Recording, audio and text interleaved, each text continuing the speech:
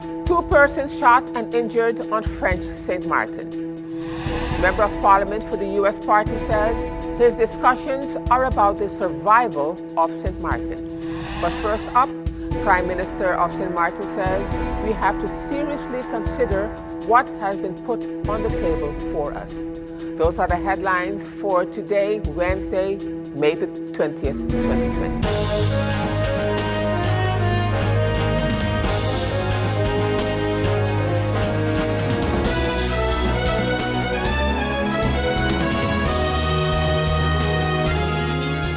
And this is SXM Daily News. I'm Valerie Van Putten. Thank you so much for joining me.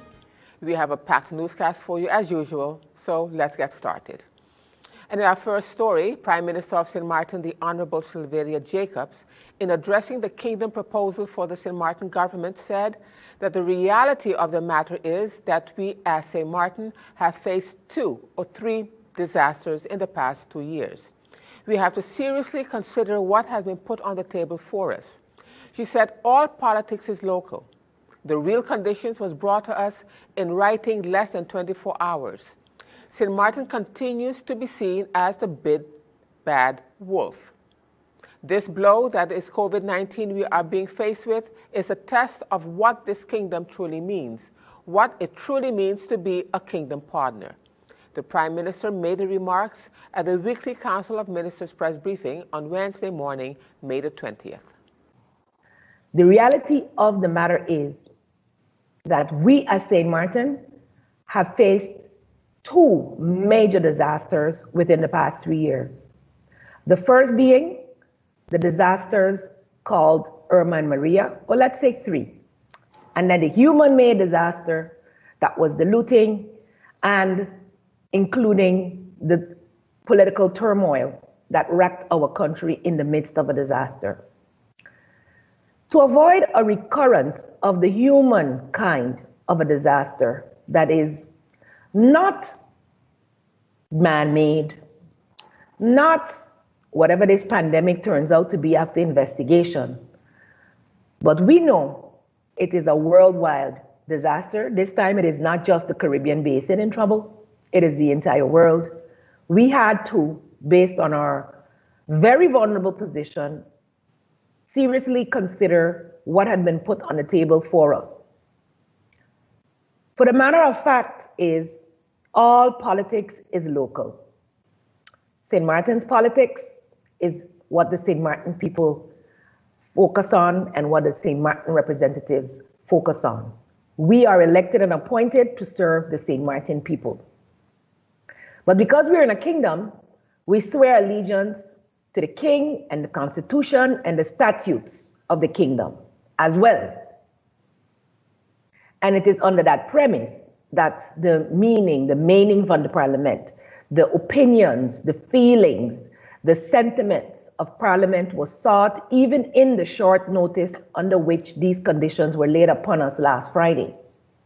As a matter of fact, the real conditions, the content of what had been discussed briefly or informed to us briefly in Tuesday last week, was brought to us in writing less than 24 hours before the vote. Literally, Dutch time after 2 p.m., and a vote was expected by 10 a.m. the next morning. St. Martin scrambled, as did the other 2 countries within the Caribbean, to come to a decision of how to respond without throwing the money back. And so all 3 plenipotentiary ministers went out, they gave the dissatisfaction of their governments and asked for time to be able to deliberate as we had not had enough time. The graciousness that had been extended only extended for a few days, and it was with a take it or leave it attitude. Take it or leave it. And we will learn the true extent of that as the days progress.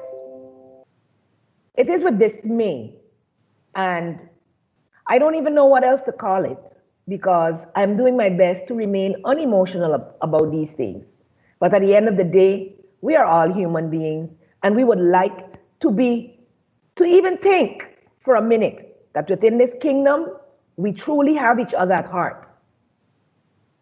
that within this kingdom, we truly, and I mean truly, understand what it is to be representatives of the people we serve. And that St. Martin continues to be seen as the big bad wolf within this kingdom, the smallest country. But according to that same report that was alluded to yesterday, the one with the best chances of recovery after this. And that is what, it's good. When other people say it, we take it much more serious. So this blow that is COVID-19, while in the few weeks since it has hit both our partner in the Europe and us here in the Caribbean, proportionally, maybe they being hit harder than us,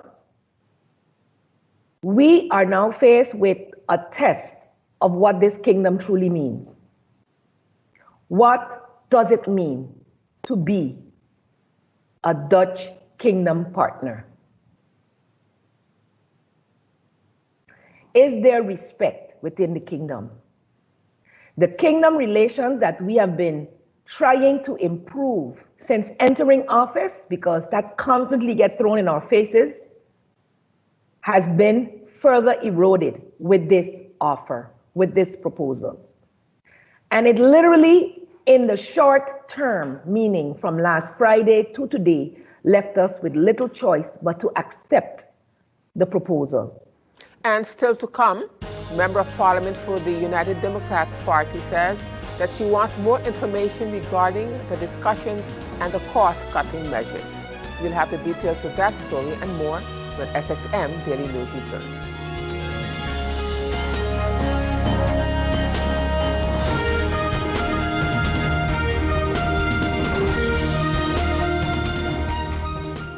GEBE has been faithfully serving the communities of St. Martin, powering your home and our economy.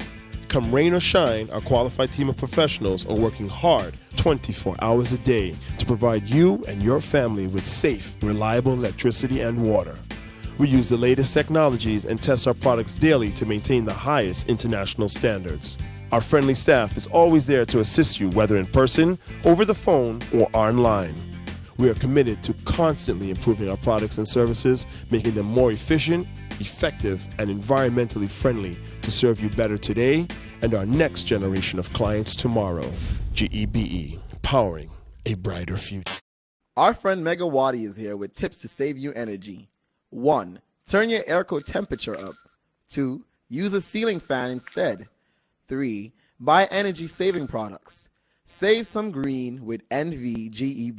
And as we continue now with more news, at the urgent plenary public session of Parliament regarding the discussions on how government plans to move forward and the kingdom realities being considered with the financial, economic, and social future of St. Martin was held on Tuesday evening, May the 19th, 2020.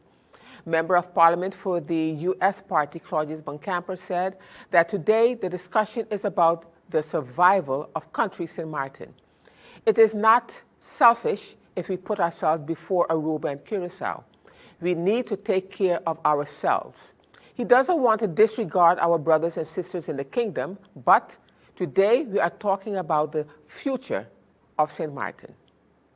Mr. Chairman, it is not selfish that St. Martin puts itself first over Aruba and Curacao. It is predicament. We are being selfful to be first, and we have to be as good as possible to ourselves and not worry what the others need or want to do. We need to take care of ourselves. We need to ensure that we remain healthy and whole. And I don't mean to disregard our kingdom partners in Curacao and Aruba, or in the Netherlands by extension. But you see, Mr. Chairman, we have to ensure that our cup remains full. And whatever runs over, we can give to our brothers and sisters within the kingdom if need be. But again, Mr. Chairman, today we are talking about the future of St. Martin. And if the future of St. Martin is within the kingdom, That will be seen in time. And I'm sure there'll be times to speak about that and other occasions to address that. But today, we are talking about the survivability of country St. Martin, the autonomous country St. Martin within the Kingdom of the Netherlands. That's the discussion today. Because the Dutch have made it abundantly clear. It's either you take it or you leave it. So there's no in between wiggling and dallying. There's none. It's either you take it or you leave it. Those are the words of the State Secretary. He didn't mince them, he spoke them. We have to adhere to a few things. And one of them is to adhere to truths. And the other one is to adhere to facts. And the last thing we should do is respect everybody and speak the truth. And make sure the truth is based on facts, Mr. Chairman. Not on emotions, not on ridicule, but on facts. And if we do that today, Mr. Chairman, the country will make the right choice. I am sure of that. I don't fear that, Mr. Chairman. And Member of Parliament for the United Democrats, Sarah Westcott Williams, in her presentation said she wants more information regarding the discussions and the cost-cutting measures from the Minister of Finance. She said she has received the proposal of cost-cutting measures, but have not yet had the time to have it scrutinized. The Minister of Finance indicated that the government is in discussion with stakeholders and unions regarding their approach, regarding their cost-cutting measures, I understood it to be. Could we receive more information as to these discussions? What is the government discussing? I saw what apparently has been presented to the unions, but what is the government discussing with the stakeholders regarding their cost-cutting measures? Again, I want to pause here and explain that it has been clarified. What was being referred to as the package of measures was basically a letter informing the Parliament of the exchanges with the union. That has been corrected, and since our adjournment, we have now received the proposal of cost-cutting measures, which I have not scrutinized as yet. I need to put forward. But extremely important, Mr. Chairman, is the question, and the Prime Minister alluded to it and left it there. The Prime Minister said, and I paraphrase, that the government is continuously looking for and at alternatives. What are these potential alternatives? And how strong is the government going after, if at all the possibility is there, for alternatives? Where? Because I think that is going to be the essence of the outcome of this meeting. Like the speakers before me, my colleagues before me, I imagine that the government is in an extremely difficult place. And you know, I don't want to say the worst time, but it is difficult to plan properly, to strategize properly when you are under time pressure. And that is what we are right now. So if there's one thing I would guard the government against, or caution the government against at this time, don't make decisions based on the time pressure that you're under. Don't make statements based on the time pressure that you're under, but be prepared and well prepared for whatever it is that you're going to be putting forward. Meanwhile, member of the anti-poverty platform, Claire Alshot, speaking at their weekly press briefing on Tuesday, May the 19th, said, by the kingdom imposing cuts on the private sector, employers and workers, this will infringe on the rights of the unions to collective bargaining. By the kingdom imposing the cuts on the private sector, employers and workers, this will infringe the rights of the unions to collective bargaining. The right to bargain freely with employers with respect to the condition of work constitutes an essential element in freedom of association. And trade unions should have the right, through collective bargaining and other lawful means, to seek to improve the living and working conditions of those whom the trade unions represent. The public authority should refrain from any interference which would restrict the rights or impede the lawful exercise thereof. Any such interference would appear to infringe the principle of workers and employers organizations, that they should have the right to organize their activities and formulate their programs. Number 2, the measures violating the public sector workers' rights only in Caribbean countries of the kingdom. So the first part was the private sector, now the public sector. Reducing the salaries in government, salaries at government entities, introduce a solidarity levy or curb other expenditures. Reduce the total salary package of members of parliament and ministers by 25% until further notice, to eliminate the indexing for this group.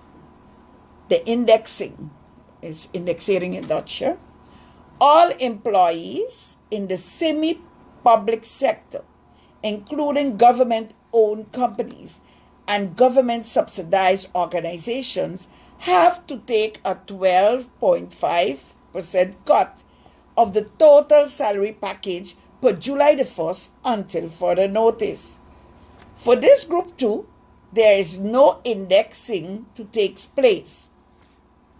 Directors and other high-ranking officials within the semi-public service, including government-owned companies and publicly financed organizations, cannot earn more than 130% of the Prime Minister's salary.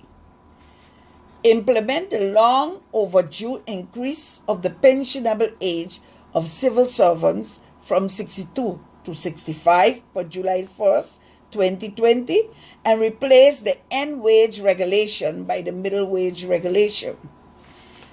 Well, these measures violate the following ILO convention regarding public servants.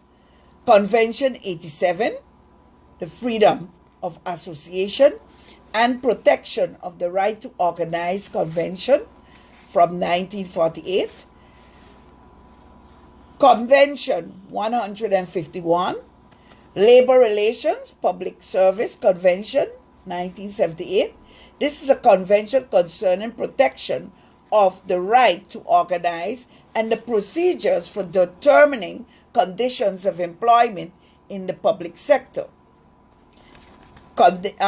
Convention 154, Collective Bargaining Convention. The kingdom should refrain from any interference which would restrict the rights or impede the lawful exercise thereof. Any such interference would appear to infringe the principles that workers and employers organizations should have the rights to organize their activities and formulate their programs.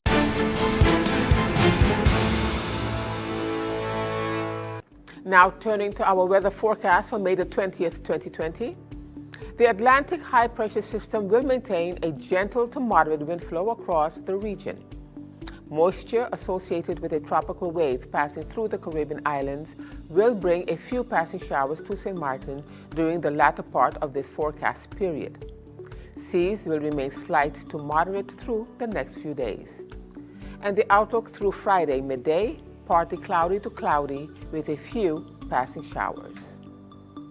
Now let's turn to your 3-day forecast.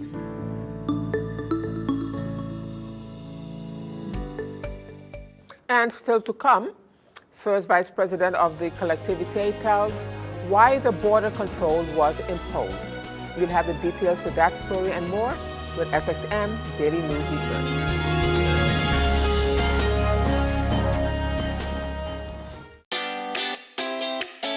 Make use of WIB mobile banking with easy access and direct usage of face recognition,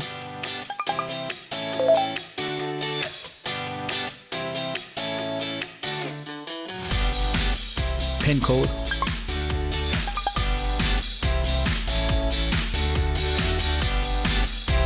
or fingerprint. Download WIB mobile banking app and make your transaction from anywhere at any time. For more information, visit wib-bank.net/quick-login.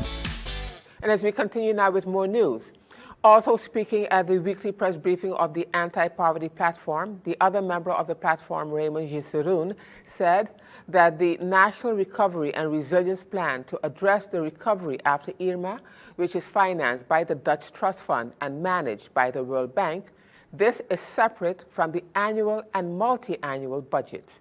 He expounds. The National Recovery and Resilience Plan to address the recovery after Irma is financed by the Dutch Trust Fund and managed by the World Bank, separate from the annual and multi-annual budgets. The St. Maarten Support and Relief Plan to address the COVID-19 social, economic, and financial consequences have not been kept separate of the 2020 budget. The 2020 budget was already approved by the CFT before it was presented to Parliament. By incorporating now the St. Maarten stimulus plan in the 2020 budget of St. Maarten, instead of keeping it a recovery plan separate from the 2020 budget, the CFT and State Secretary Knops are now demanding cost-cutting measures in the plan and insisting on financing of the plan by savings on cost-cutting measures to be imposed on the active workers in the formal sector of St. Maarten.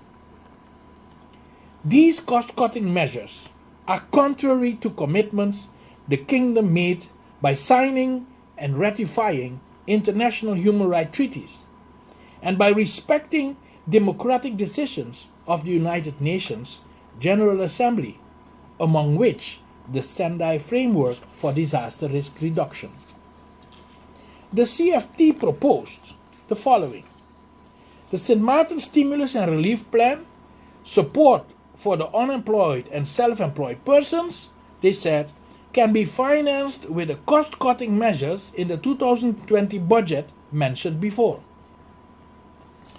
They said that St. Maarten still needs to come up with a detailed plan as to how it will further bring down the cost of the stimulus plan and or find additional financial coverage for the stimulus plan within its own budget. St. Maarten is urged to present a document with the proposed saving measures to the CFT. Let me explain what the Sendai Framework means for all of us. The Sendai Framework recognizes that the state has the primary role in reducing disaster risk. And as we continue now with more news, and this item out of French St. Maarten, 2 persons were shot and injured in Hameau de Pont in Marigot around 4 p.m. on Tuesday, the gendarmerie has confirmed. One of the victims sustained a bullet wound in the stomach and the other a bullet wound in the shoulder. The 2 were transported to the hospital and are expected to make a full recovery. The shooter was arrested and is now in custody. Apparently, according to reports, there was an altercation between a landlord and a tenant about overdue rent of several months. And in more news out of French St. Maarten, First Vice President of the Collectivité, Valerie Damaso, speaking at the Collectivité's weekly press briefing on Monday last, gave her views and spoke of the controversial border protest which was held on Sunday last and why it was imposed. Now, regarding the decision made this weekend in relation to the symbolic border, dear to our hearts for almost 4 centuries, since the signing of the Treaty of Concordia. At the start of the crisis, the health emergency and the need for differential containment justified the traffic control, which were initially a joint decision to the lockdown instituted by the Dutch side. At that time, Saint Martin and Saint Martin did not yet have the current sanitary facilities and the mobilization of the inhabitants as for the respect of the barrier gestures. Besides, we were all on both sides in compulsory confinement and only authorized persons could circulate. But since the lifting of the confinement in France on Monday, May 11th, and yesterday partially on the Dutch side, our borders are still controlled, this time by the French authorities only, since the Prime Minister of Saint Martin announced this weekend the decision of the Council of Ministers to end the police control at the borders. We are well aware that this control remains theoretical. A large number of people have bypassed this control regularly. More seriously, what should only be a checkpoint for passes issued by the Prefecture and the government of Saint Martin has turned into a real cross-border checkpoint where vehicles are searched and checked for identity and registration papers. This is not acceptable in the vision of the Treaty of Concordia. Why can't children find their education in Saint Martin when certain merchants, employees, or entrepreneurs can cross the border? And still to come, armed robbery in St. Peter's. We'll have the details of that story when SXM Daily News returns.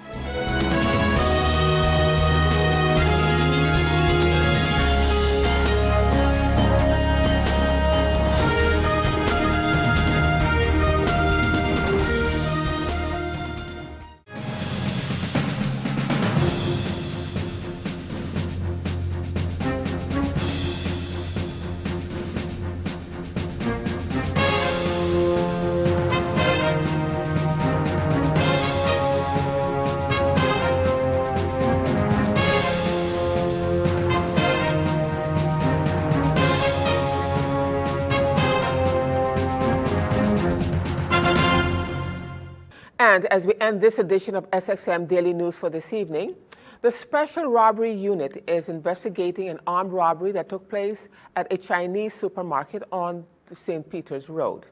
At approximately 5 p.m. on Monday afternoon, May the 18th, on the scene, the police patrol learned that a man dressed in black stormed into the supermarket wearing a mask, brandishing a firearm. While threatening the cashier with a firearm, the robbers had removed cash from the register and fled the establishment. And according to witnesses, the robber jumped a fence opposite the supermarket and fled in the bushes on foot. The police patrol, who later arrived on the scene, closed off several roads in the area and carried out a search trying to apprehend the suspect. However, after an extensive search, the suspect could not be located. And just a reminder that SXM Daily News will not be broadcast tomorrow, Thursday, as we will be observing Ascension Day.